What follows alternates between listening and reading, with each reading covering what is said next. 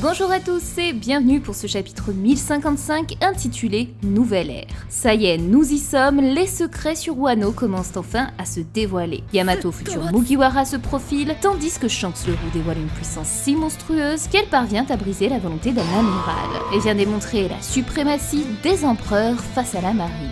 Alors je vous l'annonce dès à présent, cette vidéo risque de vous exploser le cerveau. Il y a tellement de choses qui sont reliées les unes aux autres, tellement de choses qui ont été découvertes, que je peux vous dire que cette vidéo va être folle. On va revenir sur bon nombre de mes théories, sur beaucoup de références de mythes et légendes, et percer le secret de l'ancienne terre de Wano, qui fut par le passé liée à l'ancien royaume. Vous allez découvrir à quel point cette révélation est tout simplement incroyable, puisqu'Oda avait tout prévu. Alors préparez-vous pour cette grande vidéo, et explosez-moi les likes, partagez un maximum cette vidéo et abonnez-vous, vous ne serez pas déçus avec ce que je vous ai réservé dans cette review. Je vous en remercie sincèrement et à présent, perçons les mystères de ce chapitre. Le rideau s'ouvre de nouveau sur le combat qui se tient entre Momonosuke et Ryokugyu. Malgré les efforts des fourreaux rouges et du dragon rose, tous se tiennent en échec face à l'amiral. Son pouvoir de la nature semble inarrêtable puisque même le feu, considéré comme le point faible de la nature, ne l'est pas, ce qui l'amuse. Mais c'était sans compter les flammes incandescentes du Bolo Breath de Momonosuke qui sont parvenues à le toucher. Il est certes imparfait et ne vise pas juste, mais il a réussi tout de même à blesser ce dieu de la nature. Une véritable prouesse quand on sait qu'il y a encore quelques chapitres, ce dernier n'arrivait pas à créer des nuages pour stopper Onigashima. Sa détermination est sa force. Et il l'a prouvé en tenant tête à Ryokugyu et en empêchant quiconque d'intervenir durant ce combat. On assiste là à une très belle évolution du petit Momonosuke. Même si ce garçon a toujours 8 ans, il fait preuve d'une grande maturité et se comporte tel un vrai shogun. Il a bien compris que s'il veut que son pays soit libre et indépendant, il ne pourra pas indéfiniment compter sur une aide extérieure pour protéger ses terres. Il est à présent un dragon fort et puissant qui a hérité de l'ADN de Kaido. Il se doit de se battre quoi qu'il lui en coûte et pour ça, ni Luffy et encore moins Yamato ne peut se joindre à ce combat. Elle, qui fut enchaînée durant 20 ans sur Onigashima, est à présent libre. Et cette scène pourrait d'autant plus appuyer la théorie de Yamato, futur Mugiwara. Bon, vous le savez, je suis pas de celles qui ont défendu cette théorie, ça c'est Goji. Mais c'est un nouvel indice qui va en ce sens et qu'il faut prendre en compte. Dans tous les cas, ce combat aura surtout permis à Momonosuke de prouver une nouvelle fois qu'il possède tous les atouts pour devenir un grand shogun. Et passé ce bref combat, c'est dans les entrailles de la terre des Wa que le chapitre se poursuit aux côtés de Sukiyaki, accompagné de Nico Robin et Law. Il va nous plonger dans les plus anciens récits de cette terre habitée par les samouraïs et nous faire de grandes révélations. Et quand je dis grande, c'est un euphémisme. Vous ne l'avez peut-être pas réalisé durant votre première lecture, mais laissez-moi vous dévoiler tous les secrets qui se cachent derrière ces quelques cases. Asseyez-vous bien et observez à quel point Oda maîtrise son œuvre d'une main de maître. L'ex-shogun Kozuki mène donc Robin et Law dans les souterrains du château où est gardé le rod poneglyphe du pays des Wa. De nouveau, Oda insère le principe d'une pièce souterraine pour recéler un poneglyphe. C'est précisément ce dont je vous parlais dans ma théorie, l'emplacement de l'Aftel. Chaque trésor de l'ancien royaume découvert jusque-là était gardé dans un souterrain accessible par un escalier. Oda a donc bel et bien renouvelé ce ressort scénaristique pour y cacher le rod poneglyphe, l'un des trésors de l'ancien royaume. Après celui caché sur l'île de Zou, le second dérobé à Big Mom, il s'agit là de la troisième pierre rouge capable de localiser la mythique île de l'Aftel. Et comme le fait remarquer Nico Robin, il n'en reste plus qu'un pour mettre la main sur le trésor du One Piece. L'emplacement de cette dernière pierre nous a été révélé dans l'un des volumes Road to l'Aftel. Elle se dissimulerait soit sur Elbaf, l'île des géants, soit à Onikombe, le QG de Barbe Noire, soit à Vira. Mais alors, quelle île détient vraiment cette ultime pierre? Elbaf serait évidemment le pays idéal. Après Wano, les Mugiwara mettraient le cap sur cette île pour nous plonger au cœur de l'histoire des géants, de Loki, et ainsi réaliser le rêve d'Usopp de devenir un grand guerrier des mers. C'est en effet ce qu'attendent de nombreux fans depuis bien longtemps. Cependant, je risque de faire des déçus, car je pense véritablement que le dernier rod poneglyphe ne se trouve pas sur les terres des géants, ni même sur l'ancienne île des rocs, mais bien au pays de Vira. Certains n'ont peut-être jamais entendu parler de ce tout petit bout de terre sur Grand Line, et pourtant, il possède une grande histoire. Vira a été mentionné mentionnées à 2 reprises dans l'œuvre. La première, grâce au journal de Norland, indiquant quitter le joyeux port de Villa, appelé la ville du soleil. La seconde par Nami, en lisant les journaux qui annoncent qu'un coup d'état a lieu dans ce pays. Plus tard, dans le SBS tome 25, Oda précisera que Vira est en effet une ville ensoleillée, mais que ces derniers jours, c'est un pays violent et dangereux au beau milieu d'une rébellion, et que nous allons découvrir ce qu'il veut dire dans l'histoire principale après un certain temps. Ce certain temps pourrait alors être aujourd'hui, et c'est pourquoi Vira serait pour moi le lieu où se cacherait le 4e et dernier Rod Poneglyph. Dans la ville joyeuse et ensoleillée qui symbolise tant le dieu soleil Nika, capable de redonner le sourire aux esclaves. Vira étant localisée sur la route du paradis, on pourrait se dire que l'équipage devra voyager à nouveau à travers Grand Line pour le récupérer. Mais il y a une autre possibilité. Au départ, je pensais que Shanks était probablement en possession du dernier Rod Poneglyph, vu que les 2 autres empereurs que sont Kaido et Big Mom en possédaient un. Mais depuis que Vira a été cité comme l'un des possibles emplacements du Rod Poneglyph, ça a changé la donne. Cette stèle ne serait pas aux mains de Shanks, mais bien dans celle des révolutionnaires. Vira est sous un coup d'état, et comme bien d'autres, cet événement s'associe toujours aux révolutionnaires, comme l'explique le One Piece Yellow et Green. Ainsi, si cette organisation a mené la révolte sur cette terre, il est très probable qu'ils se soient emparés de cette toute dernière pierre rouge. Ils ont fait aujourd'hui la une du World Economic Journal, et les révolutionnaires s'apprêtent à mener une guerre sur la terre des dieux, tandis que Sabo est accusé de meurtre. Nul doute que Luffy voudra retrouver son frère, et c'est à la fin de cette bataille que ce dernier pourrait lui révéler que les révolutionnaires possèdent le tout dernier Rod Poneglyph qu'il cherchait tant. Ainsi, grâce à l'aide de son frère et de son père, Luffy réaliserait son rêve de devenir officiellement le roi des pirates. Mais un détail est à prendre en compte, l'événement de Baltigo. Le QG des révolutionnaires a été attaqué par l'équipage de Barbe Noire. Il n'est donc pas impossible que ce dernier en ait justement fait une copie. En bref, pour moi tout indique que Vira semble détenir le dernier Rod Poneglyph et mènera alors les Mugiwara sur la route de Laftel. Mais pour le moment, revenons au Rod Poneglyph trouvé sur Wano. Grâce à lui, nous découvrons l'histoire originelle de ce pays. Il y a des centaines d'années, la terre des samouraïs n'était pas celle que nous connaissons aujourd'hui. Ils jonchaient au pied du mont Fuji une immense cité 3 fois plus grande que ne l'est l'actuelle Wano Kuni. Mais durant la grande guerre de l'ancien royaume, la famille Kozuki décida pour une raison qu'on ignore de fermer les portes de son pays à l'aide d'immenses rochers entourant toute l'île. Cette cité étant placée en contrebas de cette muraille, l'eau de pluie commença à s'accumuler et cette cité fut engloutie par les eaux. L'architecture de l'île se transforma et les eaux de pluie débordant sur la plus haute partie des murs commença à s'écouler, formant ainsi les grandes chutes d'eau apparentes à l'entrée du pays. Contraints et forcés, les habitants abandonnèrent leur terre d'origine pour construire le pays que nous connaissons aujourd'hui comme étant Wano Kuni. Mais en dessous de ces eaux se cache un secret enfermé au plus profond de la terre, l'arme antique Pluton. En d'autres termes, ouvrir les frontières signifiait détruire les rochers entourant ce pays, et ainsi réveiller ce pouvoir antique. À présent, nous comprenons davantage le rôle de Zunesha qui sera de briser cette barrière.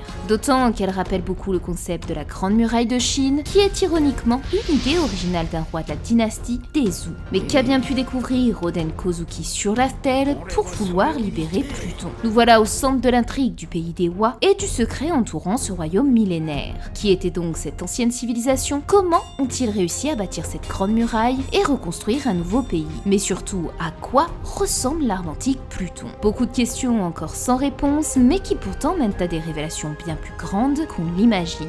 De Chandora à Alabasta, en passant par les hommes poissons et l'ancien royaume, cette simple révélation m'a fait l'effet d'une bombe et vous allez à présent comprendre pourquoi. Tout d'abord, il faut revenir à ma dernière théorie sur Pluton, car beaucoup de choses se sont confirmées, et un petit récapitulatif s'impose pour mieux comprendre. Wano Kuni pourrait tout simplement détenir ou même être l'arme antique Pluton. Mais l'architecture que nous voyons aujourd'hui de cette île n'est en réalité pour moi pas la même qu'il y a 800 ans. Et c'est là l'entrée du royaume des morts d'une lourde pierre. Cette image de porte fermée au monde m'a alors ramené à celle de Wano et la mission confiée aux descendants Kozuki de rouvrir les frontières du pays du soleil levant. Imaginez alors si finalement, au moment où les ports de Wano s'ouvriront, se dévoilera sous nos yeux le navire de guerre ultime Pluton, voguant sur les mers immergées de magma et teinté d'un ciel rougeâtre symbolisant l'aube d'une nouvelle ère.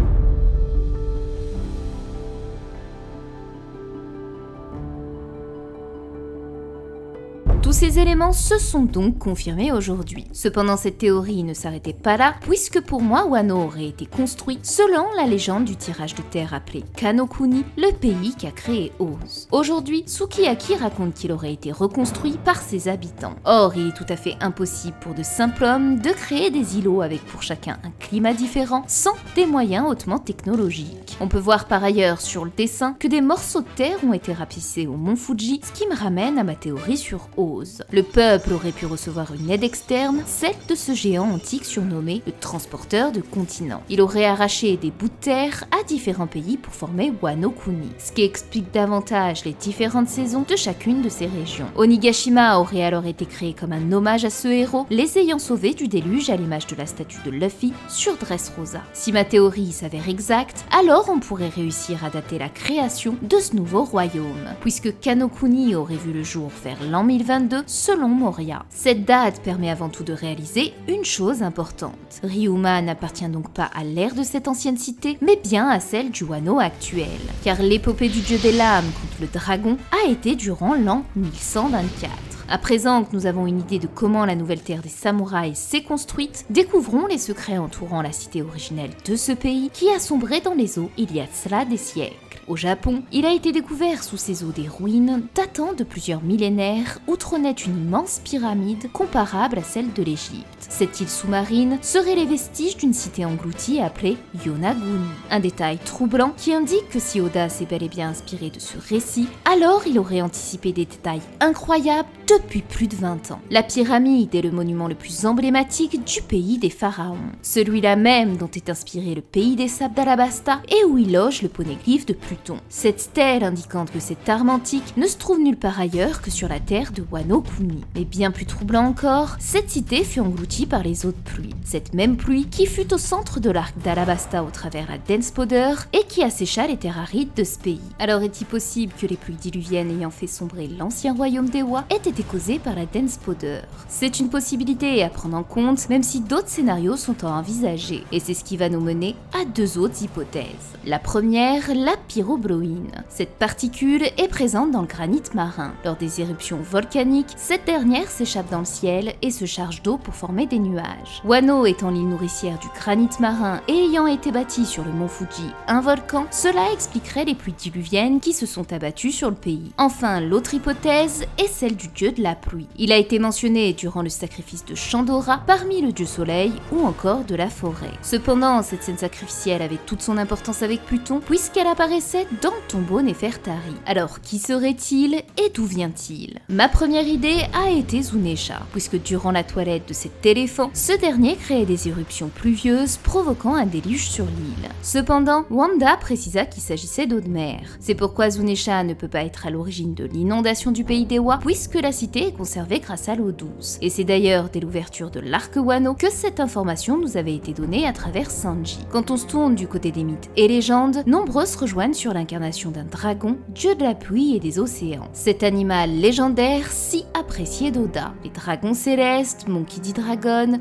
Kaido, Ryuma le tueur de dragons ou encore Momonosuke. En étudiant davantage les dragons japonais, deux peuvent s'associer à Wano. Kuraokami naquit du sang du dieu du feu Kagutsushi, ce même dieu du feu qui fut à l'origine du fameux récit d'Izanagi et Izanami où la porte du royaume des morts fut scellée par un immense rocher. Quant au second, il est appelé Ryujin. Cette déité est extrêmement importante car elle va se relier à bon nombre de choses dans One Piece. À commencer par l'île des hommes poissons. En effet, c'est dans le palais sous-marin Ryugu que vit la famille royale de Neptune. Ce palais est dans les récits nippons la demeure du dragon Ryujin où sur chacun des 4 côtés du palais sont ornées les 4 saisons. Un détail subtil qui se relie à Wano puisque le climat de ce pays illustre les 4 saisons selon ses régions. Udon l'hiver, l'été Kibi, l'automne Akumai et le printemps Akuri. Ce dieu de la pluie serait l'arrière-grand-père du tout premier empereur du Japon, Jimmu, car sa mère n'était autre que la fille du dragon, la princesse Otohime. Ce même nom qui est celui de la mère de Poséidon, Shirahoshi. Mais surtout, Otohime est connue grâce à la légende du Tamatebako, cet objet sacré qui fut au cœur de l'arc des hommes poissons. Et c'est là que ça devient vraiment intéressant. Cette boîte était considérée comme un trésor national, ce qui signifie qu'il a pu avoir une utilité dans l'histoire, comme le fut le Shusui de Ryuma, trésor national de Wano, qui trancha la tête du dragon. Si le Tamatebako est bien lié à Wano, alors aurait-il servi au peuple d'Ewa pour construire cet immense mur de pierre qui permet de fermer les frontières du pays. Car comment ont-ils réussi la prouesse de bâtir cette forteresse dans les eaux troubles du Nouveau Monde? Le Tamatebako contenait des pilules donnant la force de 100 hommes, mais qui en contrepartie vous faisaient subitement vieillir. Ils auraient donc pu parfaitement faire usage de ce pouvoir en échange de leur année de vie et ainsi donner une utilité au Tamatebako gardé sous les mers. Ce qui nous amène à nous interroger sur les liens étroits qui existent entre les hommes-poissons et le peuple des samouraïs. Tout d'abord, l'ancienne cité de Wano fut engloutie sous les eaux, tout comme le royaume des hommes-poissons. C'est d'ailleurs Jack, un HP, qui réussit à découvrir l'existence de cette ville antique, ce qui indique par ailleurs qu'il ne possédait pas encore de fruits du démon. Mais un autre homme-poisson demeurait avec sa mère au pays d'Ewa, Kawamatsu, ce qui laisse présager qu'il n'est pas impossible que cette race ait pu habiter cette ancienne terre et que peut-être l'un d'eux n'ait jamais voulu quitter cet endroit et y vit dans l'ombre sans que personne ne le sache. D'autant que, souvenez-vous, je vous disais qu'il était étrange que chaque personnage tombant dans les eaux de Wano parvenait miraculeusement à revenir sur la plage de Kuri. Peut-être serait-ce alors d'anciens habitants de cette terre qui auraient permis de leur venir en aide. Je sais pas vraiment si c'est possible, mais je trouvais tout de même intéressant d'imaginer des rescapés vivant au fond de ces eaux. Ce qui nous ramène aux deux derniers indices reliant les hommes-poissons aux samouraïs. Le premier est tout simplement leur lien avec Joy Boy. L'un avait une lettre adressée à la princesse Poséidon, l'autre doit ouvrir son pays pour y accueillir cet homme de légende. Quant au second et dernier indice, il s'agit de la personne à qui ont été confiés les plans de Pluton, le charpentier Tom, qui n'est autre qu'un homme-poisson. Ainsi, comme le disait Sengoku à Akainu, Wano semble connecté au monde entier. Et vous allez voir que ce n'est pas fini. Respirez, marquez une pause et c'est reparti pour faire chauffer votre cerveau. Comme on l'a vu, l'île des hommes-poissons semble étroitement liée à Wano Kuni, toutes deux étant des îles ayant sombré sous les eaux. Cet événement est connu dans de nombreux récits sous différentes appellations. L'Atlantide, la Lémurie, mais surtout le continent de Miu. Et si je vous parle de ça, ce n'est pas un hasard. Car la cité engloutie sous la mer du Japon dont je vous parlais précédemment, Yonaguni, est en réalité considérée comme étant le continent perdu de Miu. Ce continent avait été élevé au-dessus du niveau de la mer par l'expansion des gaz volcaniques souterrains. Il est raconté que cette civilisation aurait propagé sa technologie avancée dans le monde entier et permis notamment l'édification des grandes pyramides éparpillées sur le globe. Cette terre paradisiaque vouée au culte du dieu soleil marqua le souvenir de son existence sur des tablettes indéchiffrables dont seule une poignée d'élus serait en mesure de lire. Comme l'Atlantide, cette terre fut rayée de la carte par les dieux pour punir une civilisation décadente et c'est ainsi qu'une série d'éruptions volcaniques et de raz-de-marée gigantesques engloutit ce vaste continent. Cette destruction aurait été causée en partie par le principal minéral de l'île, le granit.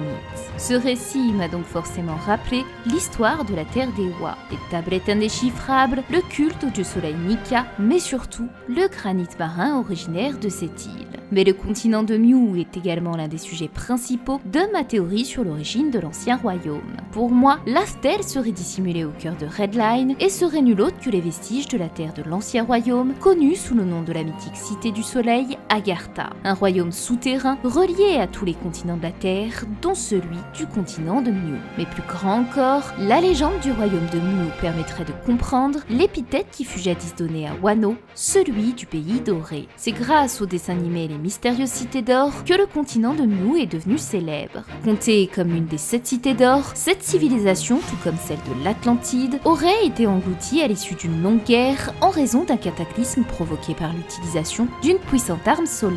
Cette arme solaire fut créée par le peuple des Miu et était considérée comme l'arme du diable, un navire gigantesque scellé sous les terres du Cap de la Lune. Il porte pour nom le Solaris et le secret de son activation réside dans les rayons du soleil. Le nom de ce navire rappelle forcément beaucoup le Sunny, mais il s'agit avant tout du récit de Wano Kuni, une terre de la Lune abritant dans ses profondeurs le navire de guerre Pluton. Et cette arme sera libérée le jour où Joy Boy apparaîtra, celui-là même qui a ressurgi au moment où le dieu du soleil Nika s'est éveillé. Sans compter que la proue du Solaris rappelle beaucoup celle trouvée sur la Bible du prêtre du pays de Norland, mais surtout à Chandora, la cité d'or. Ainsi, si Wano Kuni représente bien le continent de Miu, terre des cités d'or, cela signifierait bel et bien que par le passé, Wano aurait été lié à Chandora. C'est pourquoi Oden disait que son pays était relié à tous toute l'histoire du monde. De l'île des hommes poissons en passant par Chandora jusqu'à la mythique île de Laftel. Tout est lié et s'emboîte à la perfection, peut-être même trop. Car il est assez dingue de se dire que tous ces éléments nous ont été donnés il y a de ça plus de 20 ans par un seul homme, Eiichiro Oda. C'est pourquoi, même s'il a été complexe de vous résumer toutes ces découvertes, elles étaient nécessaires pour voir à quel point chaque détail a son importance. Reste cependant un dernier mystère à résoudre avec ce chapitre: à quoi ressemble l'armantique Pluton qui sommeille au fond de ses eaux tumultueuses? Pluton a toujours été présenté comme un navire de guerre gigantesque. C'est pourquoi j'avais imaginé que ce bateau ne pouvait être que l'île de Wano Kuni elle-même au vu de sa taille. Cependant, Sukiyaki a employé ici le verbe dormir,